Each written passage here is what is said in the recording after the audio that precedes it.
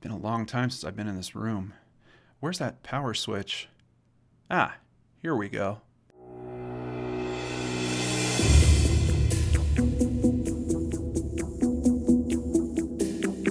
Hey everyone, John Lorden here. Welcome to another episode of Itchy Mysteries. I know it's been a long time. It's also been a little while since we had an episode released on the channel. I was off last week, took some much needed time off, got the batteries recharged to finish out this year strong and roll into next year with a bunch of new videos for you guys. Thank you so much for your patience over the past week.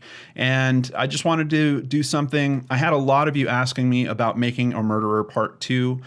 So we're dusting off Itchy Mysteries. We're rolling that back out for this special episode. Hope you guys enjoy it on this wonderful Monday. So, Making a Murderer. I actually did a review of this back in early 2016 when this show used to be called Geek and Dorks Reviews. Of course, I'll have a link to that review down below. I just rewatched it because I wanted to see what I really loved about Making a Murderer Part 1 and to see if that came through in Making a Murderer Part 2. So before we get started with my review, let's just give the synopsis from IMDb. Filmed over a 10-year period, Stephen Avery, a DNA exoneree who, while in the midst of exposing corruption in local law enforcement, finds himself the prime suspect in a grisly new crime. And that's actually the synopsis just for the whole series. It has now been filmed over a longer period than that because we're in 2018, but they haven't updated it for Part 2. And even in terms of how this is showing up in IMDb as a continuous, almost like a television series, I think that's unfortunate, and I don't think it serves Making a Murderer Part 1 very well. I really think they should have separated this, that they should be treating this as either a miniseries or almost a standalone documentary. And I know it's hard to call it that because Part 1 was about 10 hours, Part 2 is 10 episodes. I think it's about 10 hours as well. But there are some things that are drastically different between Part 1 and Part 2. In my earlier review of Part 1, I called it one of the most important and one of the best documentaries that I have ever seen, and I still stand by that, at least for Part 1. For Part 2, there's something very unfortunate in that Part 1 kind of came out of nowhere. No one was really expecting it. It became this big cultural phenomenon. Everyone knew Stephen Avery's story, and then we started tracking the news of the developments. Even if you've only watched the headlines for what has gone on over the past few years, you probably know the ending to this story before you watch the first episode of Part 2. And I think it's unfortunate that the filmmakers did not seem aware of that. It feels like they believe they're telling their audience a fresh story that they are completely unaware of. And I think that's a little short-sighted. I think they're not recognizing how popular Part 1 actually was in doing that. Essentially, the conclusion that they string out for 10 episodes, in my opinion, they should have come out right at episode 1 and talked about what that conclusion is, and then used the rest of the film to discuss why they agree or disagree with that conclusion. But instead, they kind of take you along this trail of, almost treating you like you don't know what's going to happen, which I'm telling you, you don't even have to have read the articles. If you've just been keeping an eye on the titles of the news articles about this case, you already know what's happened. So I was a little disappointed in the layout, in the format. I also felt like they didn't really learn anything from Part 1. And if I had any criticism about Part 1, it was that this is a very heavily biased piece. This is really a piece told from the perspective of supporting the thought that Stephen Avery is actually innocent. And it is a compelling argument. It's a very compelling argument. But there's no denying that that was the point of view of Part 1. Part 2 suffers really badly because I think Part 1 was so bold in that approach that anyone that might be unbiased or swings the other way in terms of belief just wanted absolutely nothing to do with Part 2. And unfortunately, we had a lot of good trial footage in Part 1 that really at least gave us some insight into the counter argument to this point of view. In part 2, there's some trial information that comes out. I can't even really call it footage, but the amount between part 1 and part 2 it's minuscule in part 2. So you're really, although I already acknowledge what the filmmaker's point of view is here, it gets really narrow in part 2. And I think that is, it doesn't work well for the film. There's this slide that they show at the end of every episode about everyone that denied involvement with this, that, they reached out to and asked to be involved with part 2. And unfortunately, that slide is what I find as the biggest problem for part 2. It's not even close. You can still have a biased approach or a biased point of view and still share the information about what the opposing point of view is. There is nothing even close to that in this. Ultimately, what part 2 feels like after watching the whole thing is almost like a armchair quarterback view of part 1.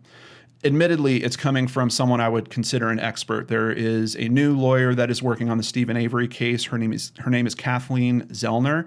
She comes off as very gruff and tough, but likable in this really interesting way. I was really compelled by her just as a character when she first appears in this. And then the information that she's working with is some interesting information. And then she also has insights about his previous defense team. And that's where it feels a little bit like kind of armchair quarterbacking. She's really nailing the previous defense team for their shortcomings, which she has a lot of good information. I get it. But in terms of the value of that as a documentary, of taking us on this new journey of discovering new information, that type of analysis, I don't know, it didn't do a whole lot for me.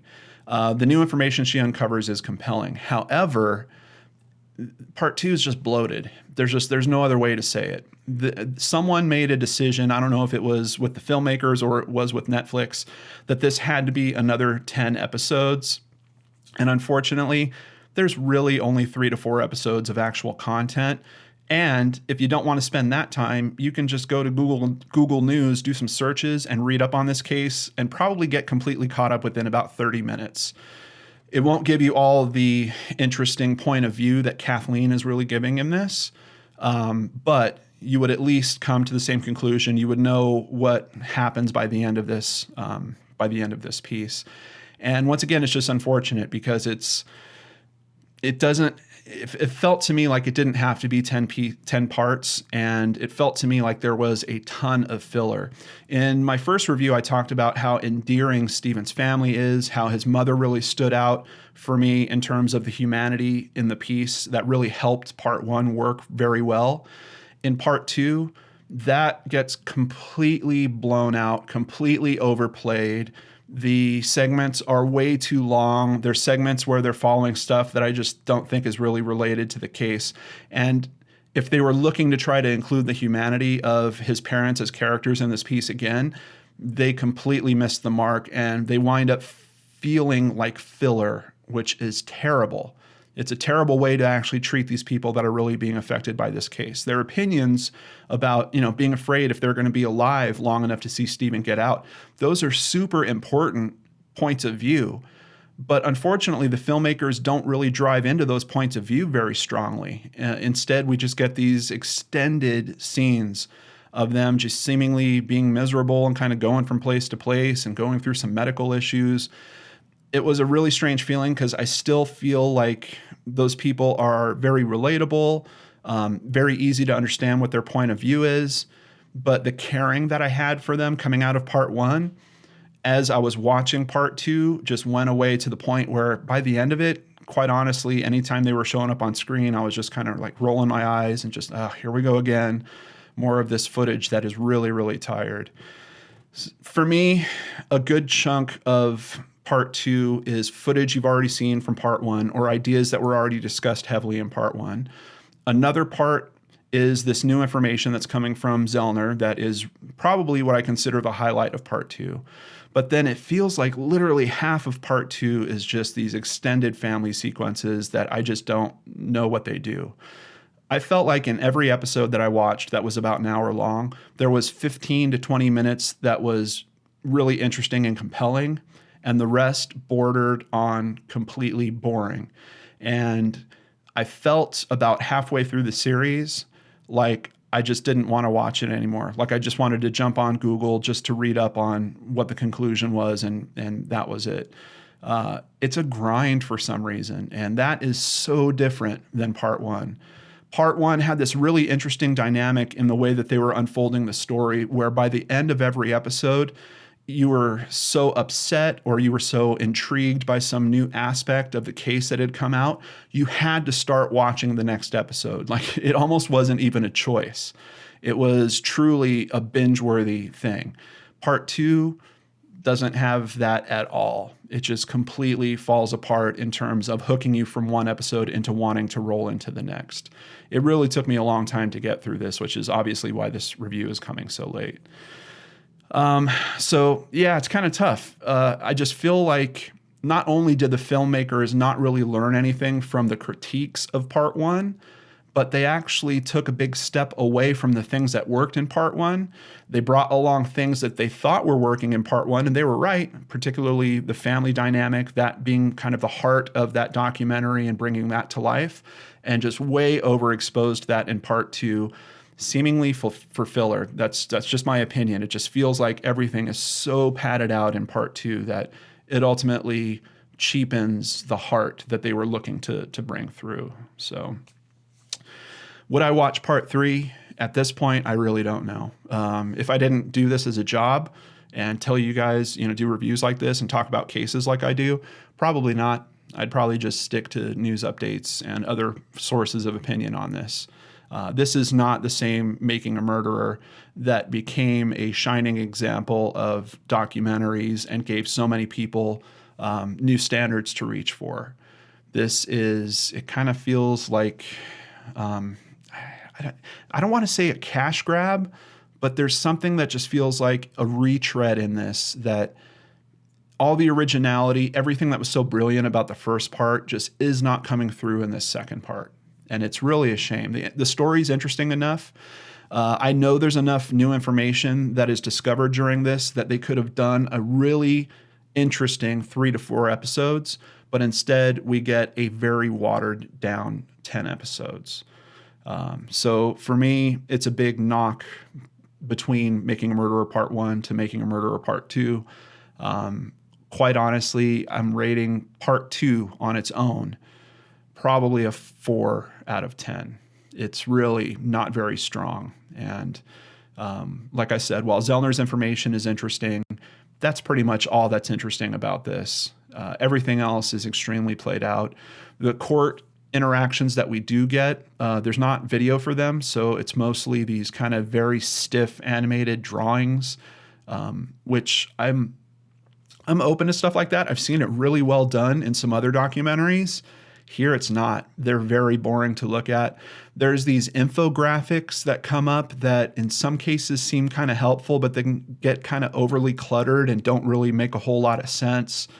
Yeah, it's really a shame. It's definitely not what I was expecting for such a strong start to this series. And there is a good part of it where I felt like I'm watching the warm-up act for something big that's going to happen, and then it doesn't quite ever happen. It's a real letdown by the time you get to the end of part 2. And if anything, it makes me think, well, maybe something interesting is going to happen that could lead them into a part 3. And I think that's what they're hoping for. I think they really want this to be an ongoing series. But I'm so burnt by the way that this one was assembled and how long and bloated it was. I don't think I'd come along for the ride of part 3 at this point. Speaking of which, feels like this review is going on a little long and bloated as well. I know I originally talked about the possibility of doing a spoilers discussion. I just don't think there's enough to really discuss in this. So let me just give you guys a warning. I've been pretty good about not including spoilers in this review, but you might want to watch out for the comments below. If you do want to discuss aspects of this case, go down to the comments. If you haven't seen this yet and you're not sure if you're going to watch it or not, you might not want to read through the comments down below, because that's where I'm anticipating the spoiler talk to go on. And tell me about it, guys. What do you think was very intriguing? If you don't agree with me on this, do you agree with me about the family stuff being kind of played out? There was several interesting aspects along the way, even like the feasibility of romances in prison and all that. There was so many different story threads where I was like, oh, you guys just went up to the door, but then you didn't go down the hall. Like, why? Why did you just go that far and then pull back on that and then pull back on this and then go back to what you thought worked from the first one, but blew it out? It's really frustrating, actually. So I don't know. We'll see what happens. Do you guys think there will be a part 3? Let's talk about it down below. Thank you so much, everyone, for joining me on this episode of Itchy Mysteries, a show that will still trot out every now and then when there's something special enough. I thought this was going to be it. Maybe I was a little wrong. I don't know. I will see you guys back here on Wednesday with a brand new Searchlight, business as usual. Thank you so much for giving me some time off. I just needed a little time off to recharge, and I'm back. Take care, and I'll see you on Wednesday.